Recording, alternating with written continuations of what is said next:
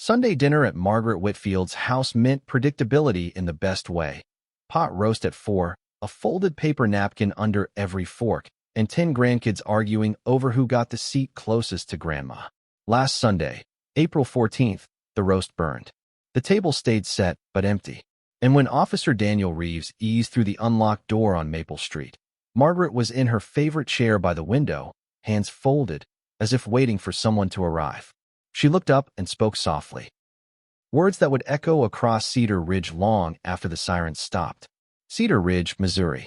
Population just under 9,000. A place where the Friday paper leads with the high school score, and you can set your watch by the church bells on Main. Margaret, 67, had been part of that rhythm for years. Bake sales, choir rehearsals, school drop-offs in a van that rattled but never quit. She didn't plan on raising her grandchildren. Life made the plan for her, and she met it with casseroles, checklists, and a smile that told the kids they were safe for one more night. At 4:47 p.m., a call hit dispatch. A steady voice. A simple request. Please come to my house. What happened in the minutes before officers stepped through that doorway is not something we'll dramatize here. We won't replay audio. We won't dwell on what cannot be undone. This story isn't about shock. It's about how a family that leaned on birthdays, ball games, and bedtime prayers lost its footing, one message at a time. 3 weeks earlier, an email landed in Margaret's inbox. Subject line, DNA test results, confidential. 15 pages, logos and letterheads that looked official enough to quiet questions and loud enough to start a fire. The link didn't come with a doctor's call. It came with reactions, thumbs up, frowns, exclamation points. Bouncing through a family group chat that had handled everything from Thanksgiving plans to who forgot to pick up juice boxes. This time, the chat turned into an argument about blood and belonging. And somewhere in that noise, trust slipped. Neighbors noticed small changes first. Curtains that used to be open were pulled tight. A porch light left on in the middle of the day. Sorry, can't talk. Text where Margaret would usually write a paragraph and add 3 hearts. A pastor stopped by to check in. A friend offered to sit with the kids so she could sleep. Everyone told themselves it was a rough patch. Families have those. Rough patches pass. The week before the call, relatives said the group chat went quiet and stayed that way. A few numbers were blocked. A few messages bounced. Margaret wrote more in a notebook than she did on her phone. Lists, questions, phrases that made sense to her and no one else. To the outside world, the house looked the same. Same mailbox, same wind chimes, same careful row of shoes by the door. Inside, something had shifted, a weight no one else could lift because no one else knew how heavy it had become. This is where we start, with a grandmother loved by her town, a family that had already survived more than most, and a document that claimed to separate people who had built a life together. Over the next hour, we'll trace the days between that subject line and that Sunday. We'll look at the texts that were sent and the calls that weren't returned. We'll show you the guardrails that were there and why they didn't hold. We're not here to sensationalize. We're here to understand how certainty can be manufactured on a screen, how a file that looks convincing can bend a person's judgment, and how warnings can be mistaken for noise until there's no time left to act. This episode is a reconstruction. Names and locations have been changed. We avoid graphic detail, and we ask that viewers do not try to identify real people or places. The timeline begins before the sirens, before the porch light drew a crowd, before the door opened to a room that felt paused midweek. It begins with a link that should have been questioned, a claim that should have been checked, and a family that needed help sooner than they knew. Let's go back to the message that changed everything, and the quiet that followed. Cedar Ridge looks ordinary from the road. Grain trucks on weekdays, Little League on Saturdays, church lots full on Sundays. And within that rhythm, Margaret Whitfield built a second life she never planned for, the kind that starts with a favor and becomes a household. Years earlier, a school secretary slid a guardianship form across a counter and asked Margaret to initial here, and by the time the ink dried, she was the person teachers called, the name on emergency contacts, the hand that signed field trip slips and permission for inhalers. And if you trace the calendar on her kitchen wall, you can see how the center of gravity moved. Dentist at 8, bus stop at 7. 10, pack lunches, meet with counselor, Pick up hand-me-down sneakers from a neighbor whose boy just outgrew his pair. Return library books. Call the utility company for a payment plan. Stop by the pharmacy for antibiotics with a coupon clipped from last week's flyer. That was Margaret's map of the town, drawn in pencil because plans change, and yet the routine looked steady from outside the window. Van doors opening.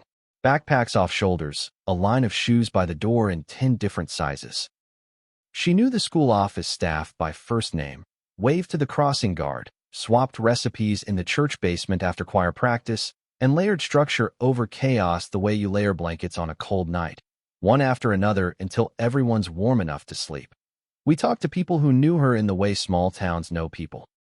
Coaches, a neighbor who mows a little past his property line, a pastor who keeps spare backpacks stocked with notebooks and glue sticks for the start of the year, and the picture that emerges is of a woman who kept things moving because stopping meant thinking about how close everything always felt to the edge. The kids adapted because kids do.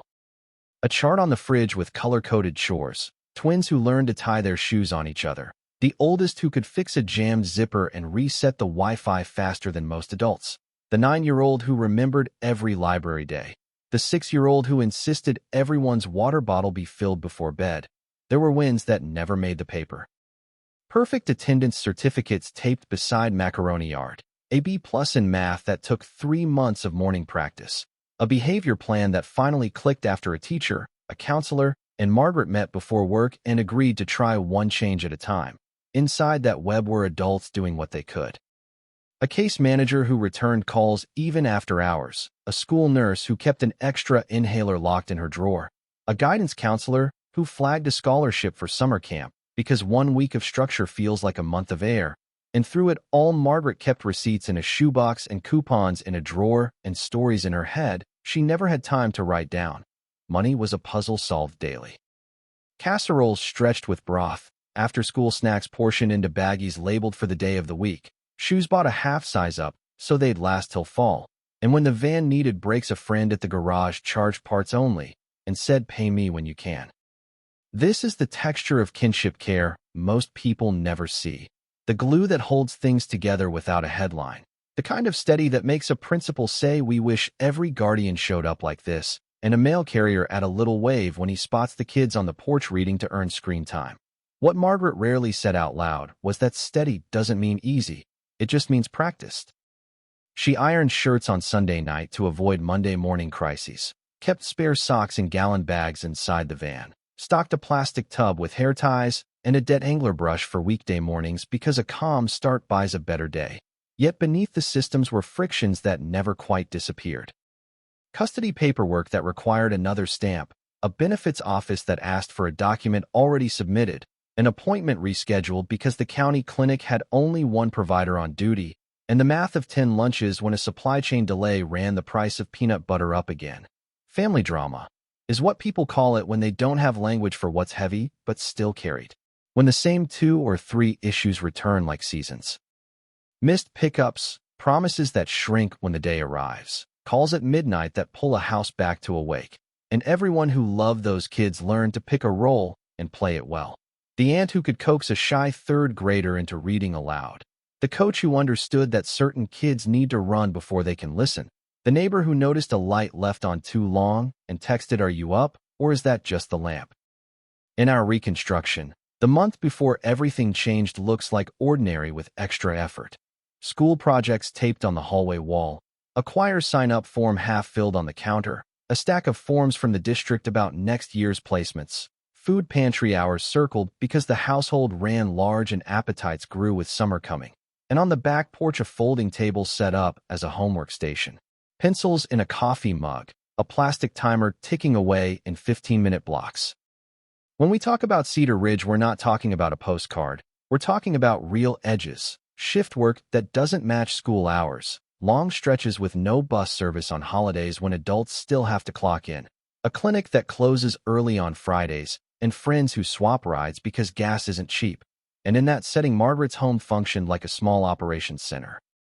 Menu on the fridge, medicine chart with initials, a jar labeled field trip with singles and coins, and a whiteboard that listed who needed to be where and who was on deck to help. This is also where the story's tension lives, not in theatrics, but in narrow margins. Sleep lost to a kid's cough. A paycheck that arrives a day after the bill is due. A letter that uses words like reconsideration and appeal, and the quiet way stress settles into a person who promises themselves they'll get through one more week because the kids are counting on it. Teachers told us about open house nights where Margaret made the rounds like she was running a campaign, taking notes, circling resources, agreeing to try a new reading app if the district could help set up logins. And a pastor remembered the way she'd leave a tray of brownies in the kitchen and slip out before anyone could say thank you, because help felt easier to give than receive. Through that lens, the household wasn't an outlier. It was an example.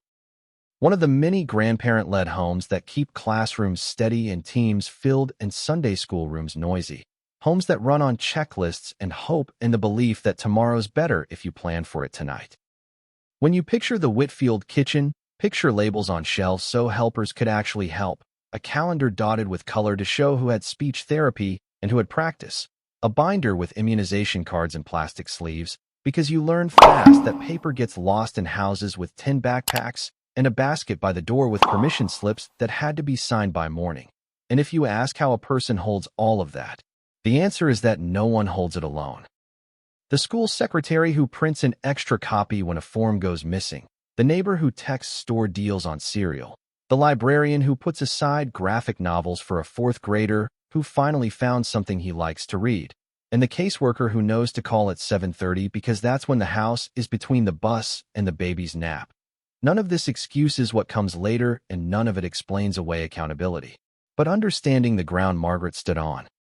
The routines, the people, the systems, the limits, matters, because the next chapters make sense only if you see how much was in motion each day to keep 10 kids pointed toward ordinary. Families like this don't expect applause. They expect a fair shot at getting through the week, and in Cedar Ridge the fair shot often depended on a loose network of helpers bending rules just enough to meet reality. An after-school slot added, a late pickup forgiven, a form processed without a second trip downtown, and the line between manageable and too much stayed thin. That is the world we step into now, a town that recognized Margaret in the grocery aisle and at the car line, a home that looked like it could carry another month because it had already carried so many, and a guardian whose steadiness made others believe the weight was shared even when most of it wasn't. Hold that picture, because the texts, the flyers, and the well-meaning visits you'll hear about next moved through this exact space. A space arranged for kids to grow and for days to stack into something like a normal childhood, until a message arrived that asked everyone to question the very ties that held the room together. In the weeks before everything tipped, the house ran on the same routines with a few new frictions that didn't look urgent unless you lined them up. A guidance counselor left 2 messages about a middle schooler missing homeroom 3 times in a week. The clinic rescheduled an appointment because the only pediatric slot was double booked. A permission slip for a field trip came home and signed because the form in the backpack wasn't the one the office needed, and Margaret did what she always did. She adjusted, she apologized, she promised she'd make it right, yet the tone of her text changed from cheerful to clipped, fewer exclamation points, more okays. Money stretched further than comfort allowed after the van needed a new belt, so she canceled cable, moved the grocery run to late hours when the discount stickers went up, and cut coupons with the precision she used to reserve for holiday crafts, while a social worker reminded her that a small bump in support was pending if she could wait through one more review cycle.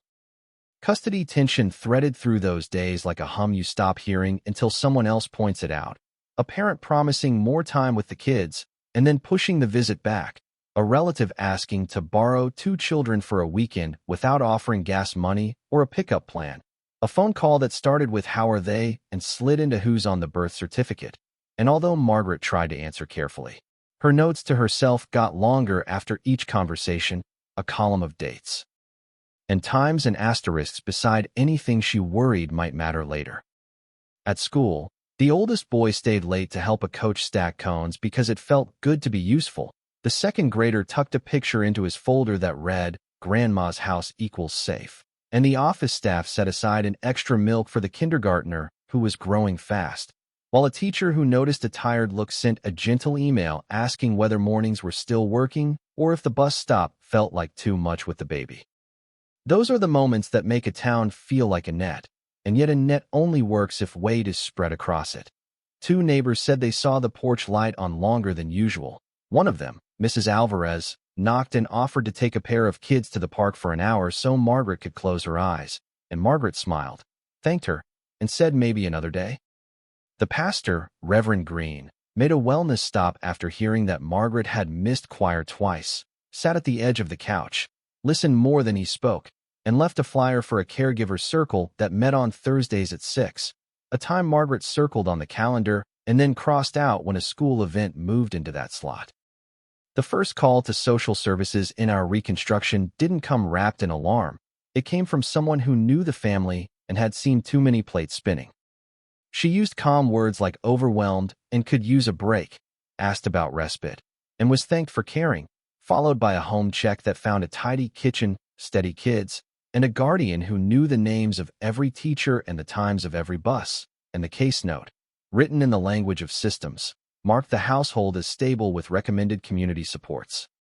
The second contact landed closer to the day we're building toward, after a guidance counselor logged concerns about a teen nodding off and a nurse noted a refill delay, and the worker who walked through the front door saw what anyone might see in a house full of life. Laundry sorted by basket, lists on a whiteboard, a line of shoes, and a guardian who answered every question clearly. So the visit ended with a brochure for after-school programs and a reminder to call if anything changed. Here's the hard part to watch from a distance. A community does notice, just not always at the same time or with the same urgency. So signals scatter. One person sees missed choir, another sees a closed curtain, a third hears a voice on the phone that sounds thinner than last month, and each person assumes someone else is closer, better placed, more official. Meanwhile, the small changes inside the house stack up, not dramatic, just persistent, like pictures leaning against the hallway wall waiting to be hung, but never quite making it there. Like a pantry list that keeps the same items in the want column week after week. Like a notebook that picks up an extra page each night with reminders in Margaret's careful block letters. Call the office about the form. Ask the counselor about the reading group. Return the neighbor's baking dish. Check on the Thursday circle. Family messages grew spikier as logistics piled up, a relative asking why she hadn't shared more holiday photos, another insisting on a visit that sounded more like a demand than an offer, someone else forwarding an article from a parenting blog, as if the right link could fix a schedule, and Margaret, who had always replied with long sentences, started sending thumbs up and short answers because long sentences take time she didn't have. In this stretch, a teacher offered to arrange a meeting for a behavior plan reset. The school secretary printed replacement forms so the right signature landed in the right place, and a neighbor texted a bulk discount on cereal at the big box store across town. Little efforts that show how ordinary kindness props up a week, but kindness can't change the math of 10 children and 1 adult. When we overlay the events on a timeline, the picture is steady with a slight tilt. 2 agency contacts that didn't rise to the level of immediate danger, a pastor's invitation that didn't fit a crowded calendar, friends who waved from the sidewalk and got a wave back, and a household still making dinners, still signing reading logs, still finding lost sneakers before the bus turned the corner, which made it easy to believe the center could hold. What almost no one saw was how certain questions had begun to take up more space in Margaret's head. Papers she kept in a folder labeled important, calls that left her staring out the window after she hung up, a sense that she needed to be exact about who had said what and when, not because she wanted a fight, but because she feared one might be handed to her. None of that looks like a crisis if you pass by once. It looks like a normal family under pressure, and the town had seen families under pressure before. So most people placed this story alongside the others and walked on. The problem is that pressure doesn't wait for everyone to be ready at the same time, and the next chapter begins when a new element enters the room. A message that pretends to carry certainty, a file that dresses up as truth, and a household that has just enough room for doubt to sit down and stay. The message that changed the temperature of the whole house did not arrive in a courtroom or a lawyer's office. It came the way most things do now, quiet and ordinary, tucked between coupon alerts and a school newsletter, Subject line: DNA test results. Confidential. The timestamp on the inbox shows a Tuesday morning just after school drop-off, when the kitchen still smelled like toast and the washer clicked into its second cycle, and Margaret, who handled paperwork the way other people handle recipes, opened the file and saw exactly what someone wanted her to see. Pages with a seal that looked official, tables arranged in neat rows, a signature block with a title long enough to sound important. She read it twice, then a third time with her finger tracking each line, like she was proofing a permission slip, and by the time she reached the last page, she had already reached for a pen. What happened next moved fast, because families move fast online. A relative forwarded the same attachment into the Whitfield group chat. A cousin asked, "Is this real?" Another wrote, "Call me now," in all caps. A string of emojis landed like sparks, and within minutes the conversation split into two lanes, one urging patience, and a second insisting the document spoke for itself. The file had believable touches that pass muster when you want an answer yesterday. A logo styled to look medical, a case number that felt official because it mixed letters and digits, a footer with a phone line and a web address, and at the very bottom a promise that results were reviewed by a lab director, but scattered through the pages were seams you only notice when you slow down. Terms used in the wrong way, a name spelled two different ways between page 1 and page 3, a fax number area code that didn't match the city in the letterhead, a date format that flipped between styles, and a disclaimer that seemed copied from somewhere else. None of that was obvious in the heat of a family chat where each ping raised the temperature, and Margaret, who has always believed in getting to the bottom of things, did what she thought a responsible guardian should do. She printed the packet, slid it into a clear sleeve, and began to annotate. She called the number in the footer and reached a generic voicemail that mentioned neither a lab nor a clinic. She sent a polite email asking for a callback and received an automated reply without a person's name. And when she went to the website linked in the header, she found a landing page with polished stock photos and very little else. No physical address you could confirm with a map, no instructions for how to verify a report through a secure portal, no mention of a physician who ordered the test, just a Order Now button and a testimonial section that read like it had been written by the same hand. We will not show the document on screen, and we will not walk through the mechanics of how a report like this is built, but we can tell you how it looked to someone already carrying too much. Like an answer that finally explained why the house felt harder to hold together than it used to. Like a key that unlocked a different story of who belonged to whom. In our reconstruction, the chat that had always handled birthday plans and ride swaps became a courtroom without rules. One branch of the family wrote that the only way forward was a lab the pediatrician recommended and an in-person chain of custody. Someone else argued the results were clear and that delays were a tactic, and Margaret's replies shortened as the day went on, paragraphs shrinking to single lines, then to read receipts without words. A neighbor saw a locksmith van in the driveway and assumed it was routine maintenance. A pastor texted to offer coffee and got a message back that read, "Can't today," and inside the house Margaret started a folder labeled documentation and slid in printouts that she thought supported what the packet claimed. Copies of messages that hurt to reread, dates of missed pickups, a calendar page with circles around nights she stayed up with a child who couldn't sleep, because change rattles the small ones first. Families don't just argue about documents. They argue about what documents mean. And once Margaret accepted the packet as true, contrary facts began to feel like threats to order. A teacher's reassurance that bonds are built in the doing. A nurse's reminder that medical records tell one story and caregiving tells another. A cousin's offer to schedule a fresh test at the children's clinic where staff know the kids by name. Each well-meant step landed like a challenge. Experts we spoke with say this phenomenon has a name. Once a person anchors to an explanation, especially one that reduces uncertainty, they tend to give more weight to anything that confirms it and discount information that complicates it. And a digital document wearing the costume of science can plant an anchor deep. Even so, a handful of details inside the PDF would have raised flags in a calmer week. A certificate number that, when later checked against public listings, did not correspond to an active facility, a director's signature block with a credential that didn't match state licensure databases, a set of references that cited pediatric guidelines but misspelled the organization's name, and file properties that suggested the report template came from a consumer-grade editor rather than a clinical record system. None of that is meant to teach how such a thing is made, and none of it would have been obvious to a caregiver reading between school pickups and dinner prep. But this is the ground investigators would examine later. In the first 3 days after the file surfaced, the tone of outreach from the extended family shows a pattern we've seen before. People trying to solve the whole riddle at once. One relative proposed a mediation at the church fellowship hall with everyone present. Another floated a retest at an urgent care 2 towns over because they had Sunday hours. Someone else asked for a conference call with a lawyer friend who knew the system.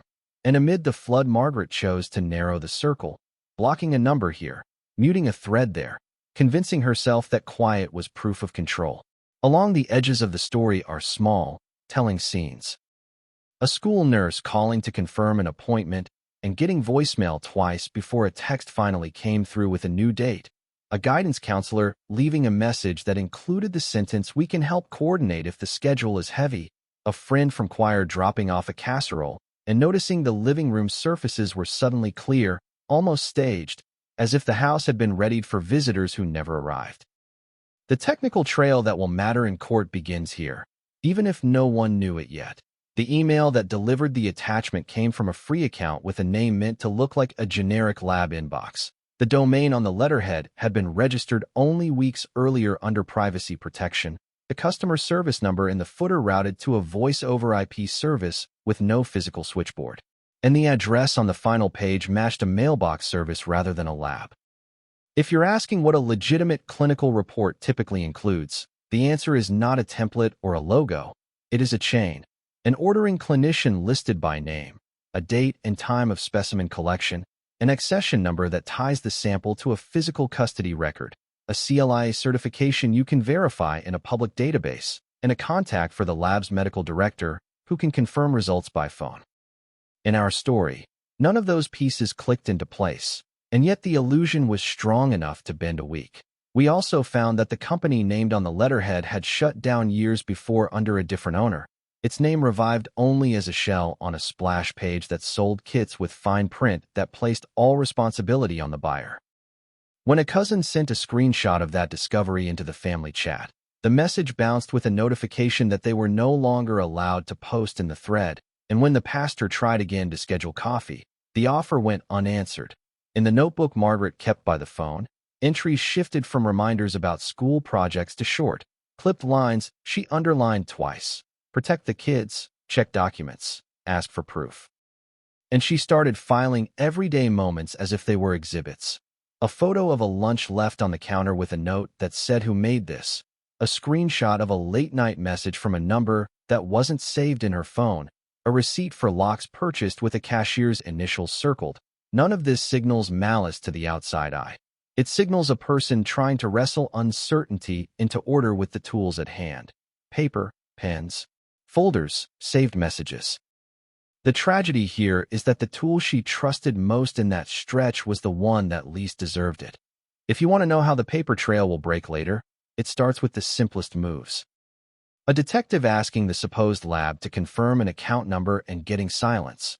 A subpoena to a web host that shows the site was stood up with a template and a prepaid card. A software stamp inside the file that points to a consumer editor, and email headers that trace to a provider unaffiliated with any medical facility. We share that to explain how fragile the document truly was, not to teach a method. By the end of the week that began with a subject line, the house looked neat in a way friends would later say felt unlike Margaret's usual lived-in neat. It looked paused, surfaces cleared, papers sorted into stacks that made sense to only one person, and the phone, which used to be a lifeline, became a filter that let through only what confirmed what she already believed. It is easy to say from the outside that someone should have spotted the tells in the pages or the gaps in the chain. It is harder to admit how often all of us accept a polished file as proof when the file is dressed to look right and arrives at the exact moment we are most tired. This is the hinge of the story, the point where a lie packaged as certainty met a household stretched thin, and the rest of the timeline unfolds from that collision. In the final week before Sunday, routine held its shape while small decisions bent it in ways only a close friend would spot. Monday began with lunches lined up early. 10 brown bags in a row, names written in thicker marker than usual, and a taped note above the sink that read, "Please knock before entering," a line neighbors said they'd never seen in Margaret's kitchen. The family group chat, once a steady stream of homework photos and pickup times, stayed silent after a last unanswered message asking, "Can we talk tonight?" And when a cousin tried calling, the call rang out. At school, a homeroom teacher logged that the oldest boy asked to keep his phone in his backpack in case grandma texts. Not because he was trying to skirt a rule, but because he looked worried in the way kids look when home feels uncertain, and the guidance office wrote a simple offer in the system: happy to help with transportation if evenings are tight.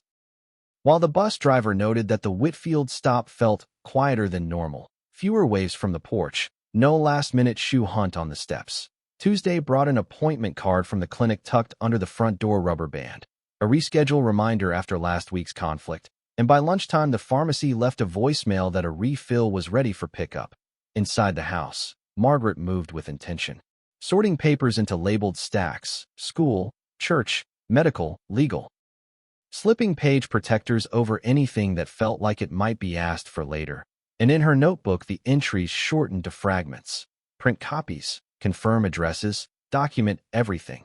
She replaced the everyday family photos on the hallway ledge with the kids' school portraits arranged in a precise grid, numbers penciled on the back that matched a list in her binder, and she set out envelopes addressed to agencies and offices, stamped and stacked by the phone, but not mailed. Neighbors remember curtains that were usually pulled wide now stopping a few inches short, leaving a narrow band of light across the living room floor, and Mrs. Alvarez, on her way back from the store, slipped a gallon of milk and a loaf of bread onto the porch with a text that said, "Left these by the door if helpful," and got back a thank you with a heart. No extra words. On Wednesday, the pastor tried again, sending a simple line: "Still here for coffee whenever you want." And Reverend Green saved the message draft he'd been rewriting for 2 days, one that offered a ride to the caregiver's circle and promised to handle childcare at the church if that was the barrier.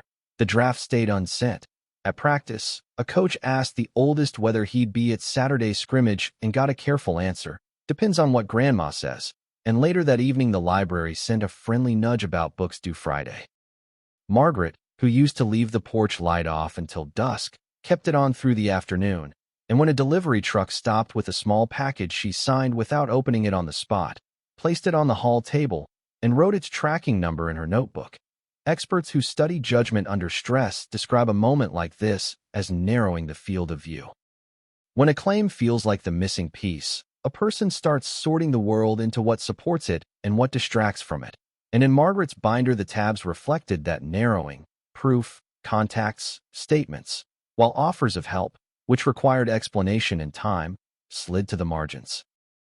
Thursday, the school secretary called to confirm 2 kids for the spring concert and heard a pause before a "yes, we'll be there," followed by a request to email the details again for my records, and a friend from choir dropped off casserole pans with masking tape labels for reheating because church ladies shorthand care and Pyrex and tape.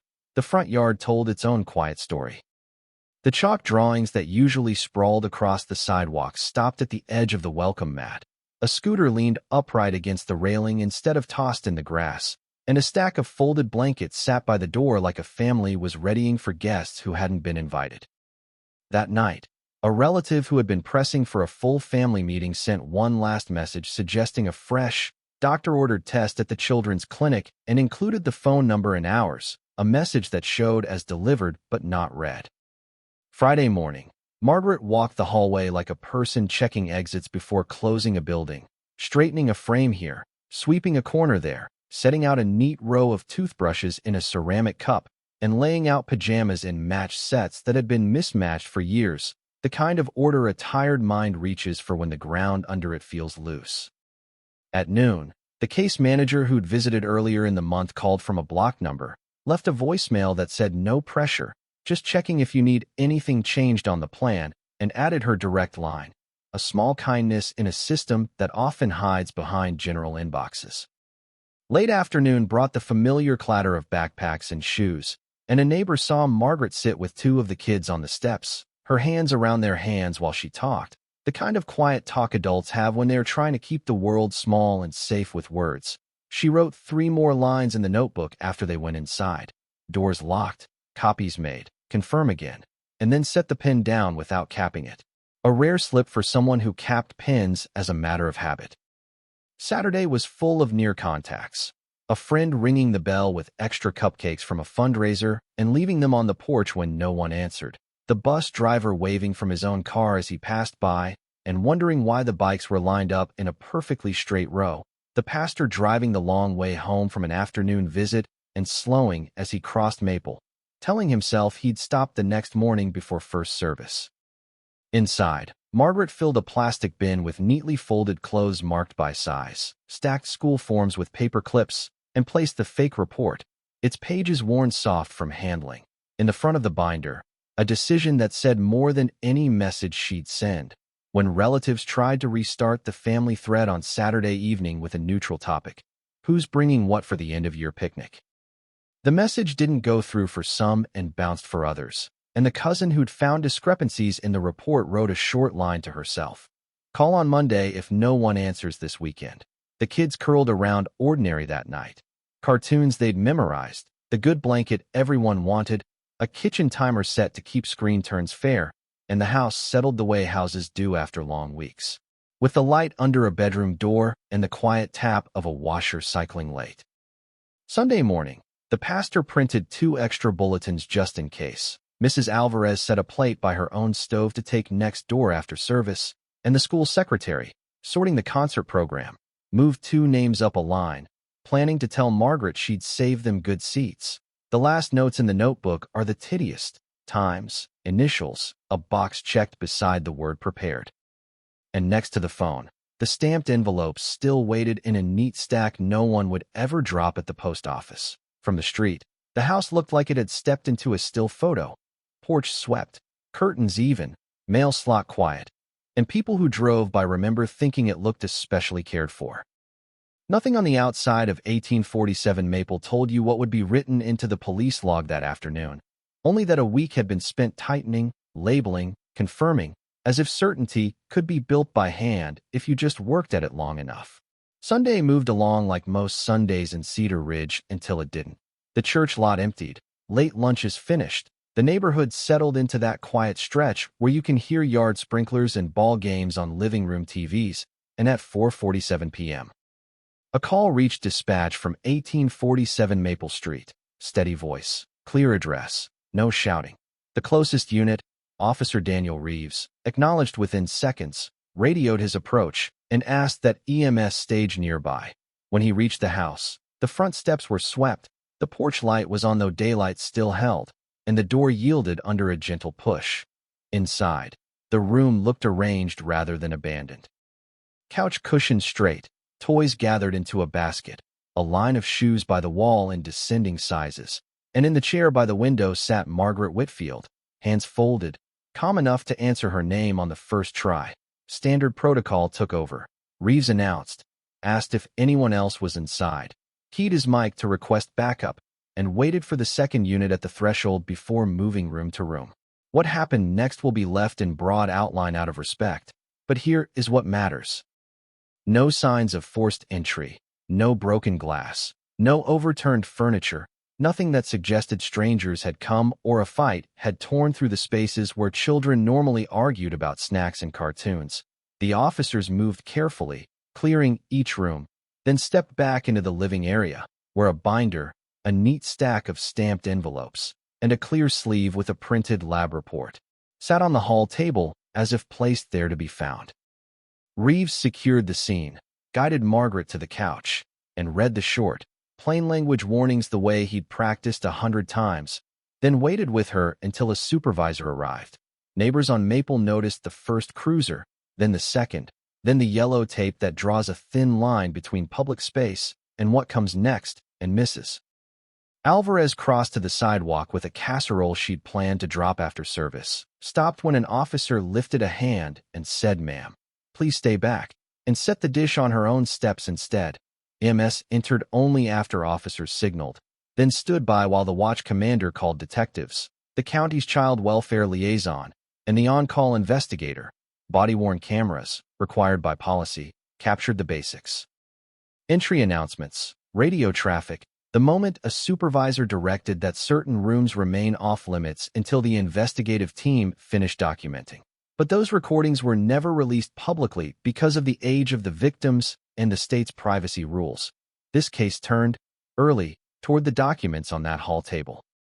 The binder with tabs marked proof, contacts, statements, the printed PDF whose logo did not match any licensed facility in the state, and the stamped envelopes addressed to agencies a caregiver might contact when she believes she needs to formalize something that has lived in texts and handshakes. Detectives photographed each item in place, logged them into evidence with time, date, and initials, then called the number on the report footer from a dedicated line, while a second investigator began the process of preserving digital sources, powering down devices, placing them in Faraday sleeves, drafting the paperwork needed to move from custody to permitted review. Outside, word traveled the way it does in small towns.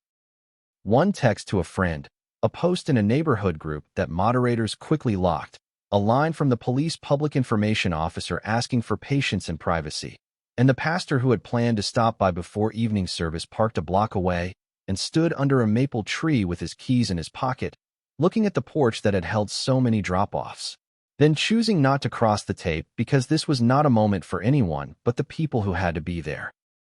Back inside, the watch commander briefed detectives. The call to dispatch had given the address and a request to send officers. The person at the scene identified herself as the children's guardian.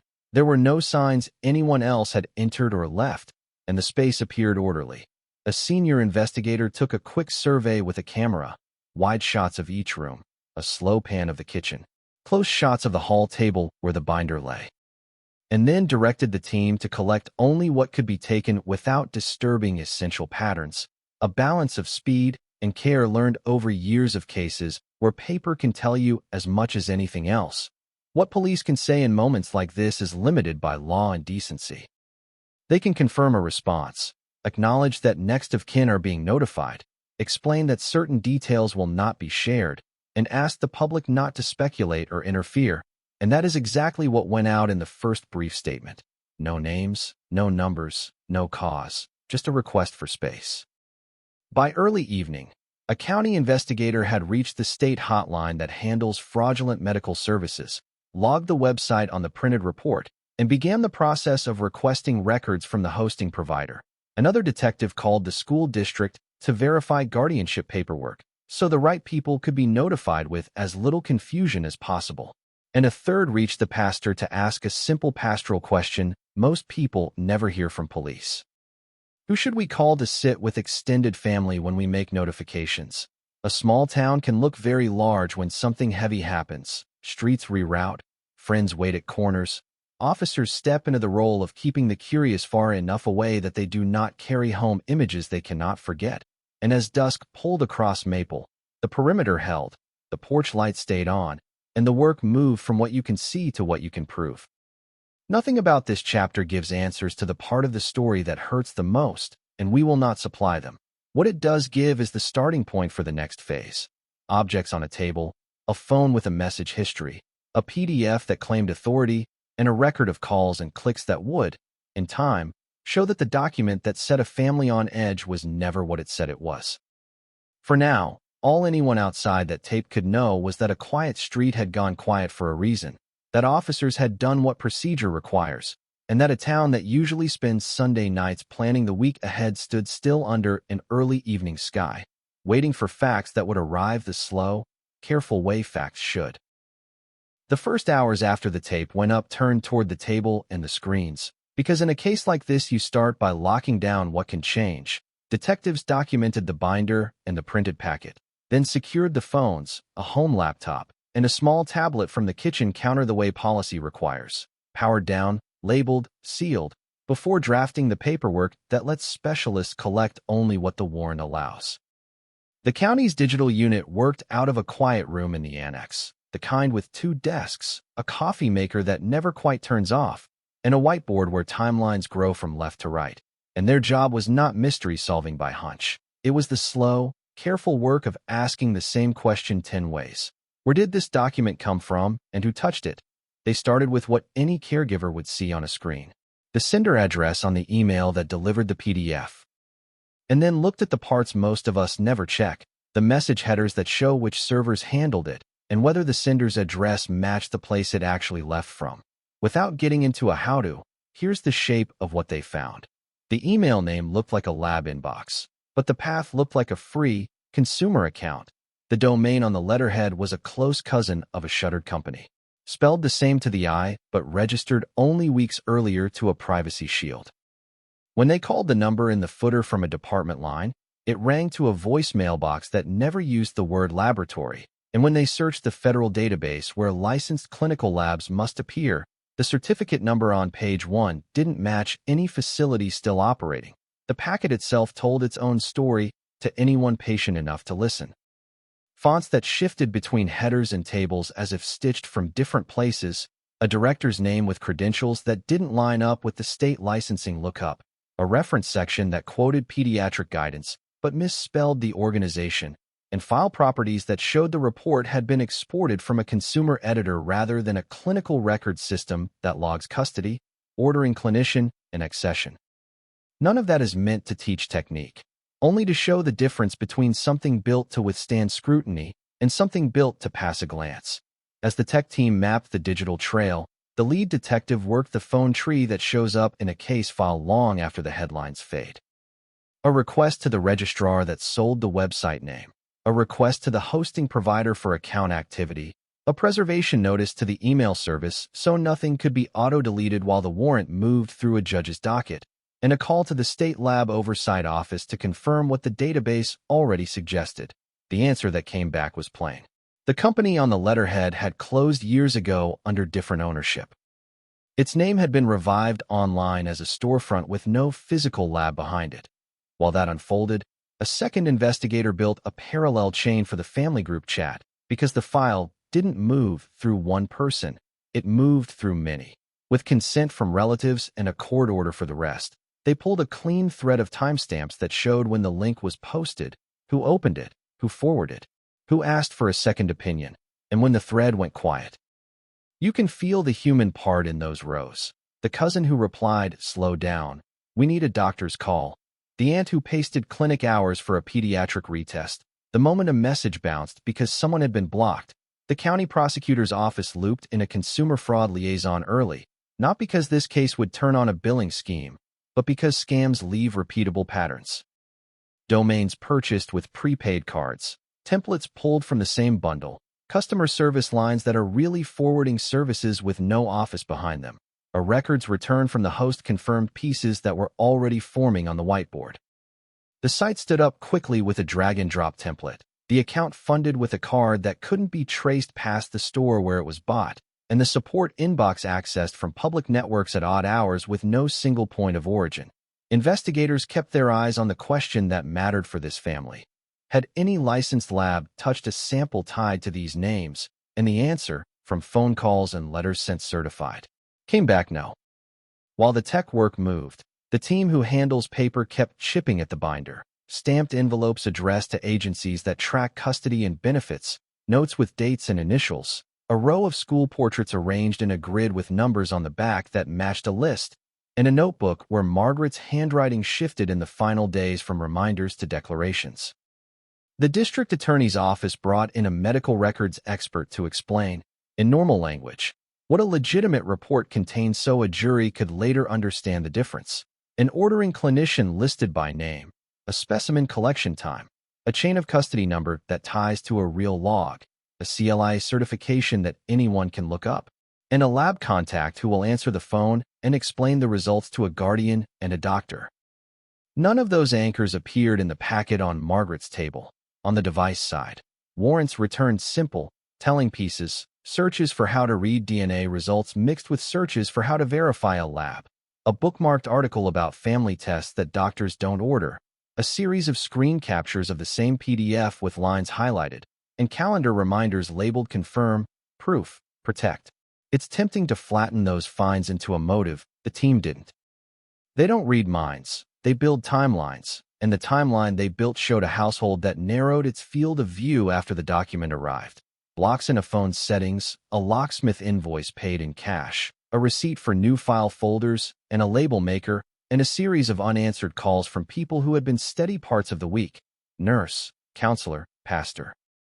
To close the loop with the company on the letterhead, investigators sent a letter through counsel to the last listed corporate officer from years ago, who wrote back through an attorney. The brand dissolved. No clinical operations remained.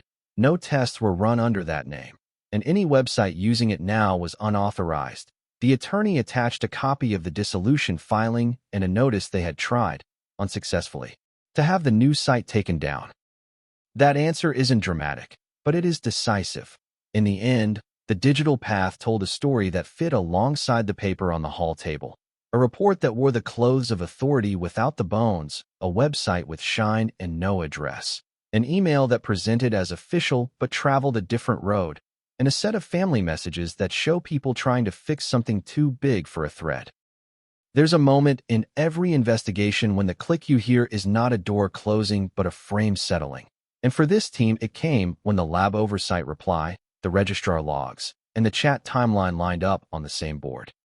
After that, the work turned to explaining all of this in a courtroom without showing the public more than the law allows, to translating headers and registries into the plain facts a jury can weigh, and to doing it in a way that doesn't turn a family's worst week into a tutorial for bad actors. The internet leaves traces, but it takes patience to read them. What those traces showed here was simple and hard at the same time. The paper that changed a house was never what it claimed to be, and the certainty it offered was a product you can buy faster than a truth you can confirm. The people who do this work see that more than most. They still put the coffee on and go step by step, because the only antidote to a lie that looks right is a record that holds. Jury selection filled 2 courtrooms because Cedar Ridge is small, and everyone knows someone who once picked up a backpack from Margaret's porch, so the judge moved voir dire carefully, asking if prospective jurors could set aside what they'd read and focus on evidence that could be weighed. The charges were read in a voice that didn't reach for drama, multiple counts tied to the children in Margaret's care. And the first week turned on housekeeping lawyers care about and families do not. Which exhibits would be allowed, how to describe the online report without turning the hearing into a tutorial, and whether the binder from the hall table would come in as a single exhibit or page by page. The prosecution kept its opening plain, promising a timeline that started with an email and ended with a set of choices recorded on paper and screens, and the defense asked the jury to pay attention to context. The years of caregiving, the calls for help that never turned into services, the way certainty can fool a person who wants to protect her home. Testimony began with the first people through the door. Officer Reeves on entry and protocol, the watch commander on securing rooms and limiting access, then the property technician who logged the binder, the stack of stamped envelopes, the devices and Faraday sleeves. Short witnesses who build a foundation brick by brick. The digital unit's lead analyst, Ms. Patel, brought a steadiness that made the technical pieces understandable.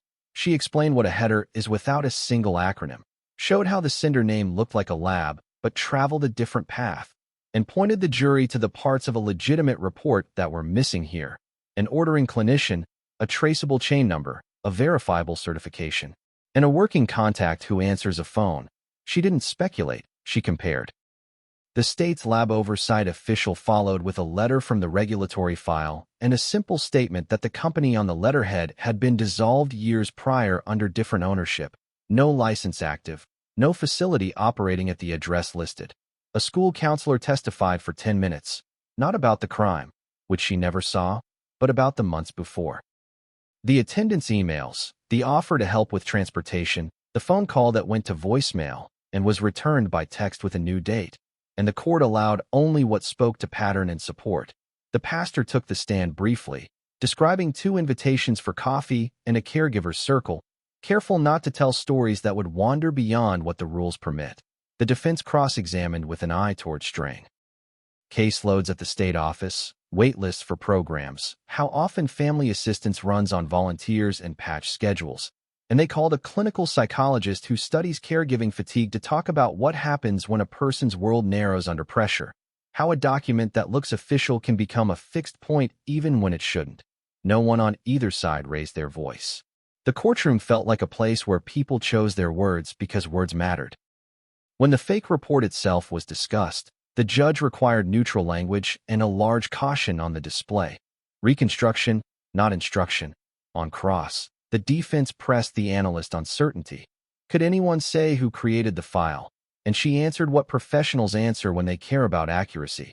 We can say where it did not come from and what systems it did not pass through. Who typed on which keyboard is a different question. The prosecution returned to chain rather than authorship, arguing that the absence of a real lab pathway made the document worthless as proof and powerful as a trigger. The notebook with Margaret's handwritten notes came in through a detective who had cataloged it, and the court allowed only entries relevant to state of mind. Lines about protecting the kids, confirming records, and a checklist of agencies she planned to contact. The defense rested without calling Margaret, a choice that surprised no one who has tried cases where the defendant's words, once spoken, cannot be unlived by a jury. Closings were short and close to the ground. The state asked the jurors to look at the simple alignment of paper and screen, the dissolved company, the generic voicemail, the registration logs, the headers, the lack of a doctor who ordered anything, and to consider the steps that followed in the House's choices. The defense asked them to sit with the weight of 10 lives managed daily by one person and to see the document not as a scheme she concocted, but as a false anchor that pulled her judgment off course after years of strain. The judge charged the jury with definitions that matter more than slogans: intent, deliberation, reasonable doubt, and the panel asked for only 2 readbacks: the lab oversight letter and Ms. Patel's explanation of what a valid chain looks like. The verdict arrived late on a weekday, a time when the courthouse hallways usually smell like floor cleaner and coffee, and the clerk read each count in a cadence that never changed. Sentencing came later, following the state's guidelines, and the court imposed consecutive life terms that ensure Margaret Whitfield will spend the rest of her days in custody. When the judge invited her to speak, she looked at the table in front of her rather than at the gallery and said only that she believed she was protecting her family and that she had been wrong. No one applauded. No one shouted. People breathed. Outside, reporters summarized carefully because there is no way to retell a week like this without pulling at stitches that hold other families together, and the district attorney made a point of ending her remarks with a list of places to verify medical services and a reminder that a document is only as good as the chain behind it. In the silent minutes after the courtroom cleared, the exhibits remained on rolling carts waiting to be checked back into evidence, and the whiteboard in the digital unit's annex was erased to a faint ghost of arrows and dates. The frame of the case had settled, a household run on routines, a file that masqueraded as truth, a town that tried to help in familiar ways, a court that translated all of it into findings the law can carry. In the months after the verdict, Cedar Ridge tried to return to its rhythms without pretending nothing had changed.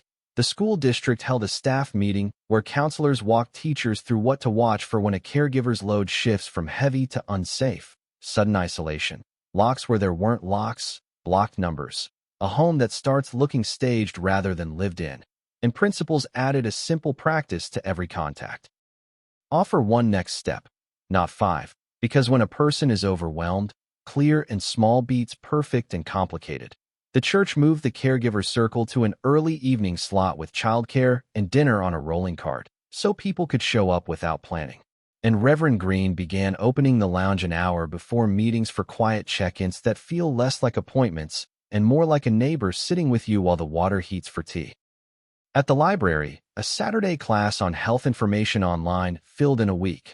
Librarians showed how to tell a landing page from a clinical portal, what a real medical privacy notice looks like, and why a report with no doctor, no collection time, and no chain number deserves the same trust as an unsigned note.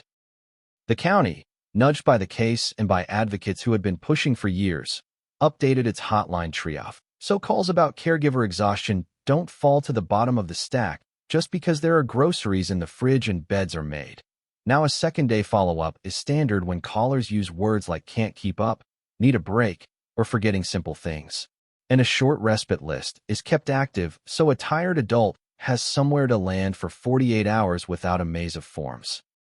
The district attorney's office launched a quiet consumer protection push that stopped short of spectacle and went straight to utility.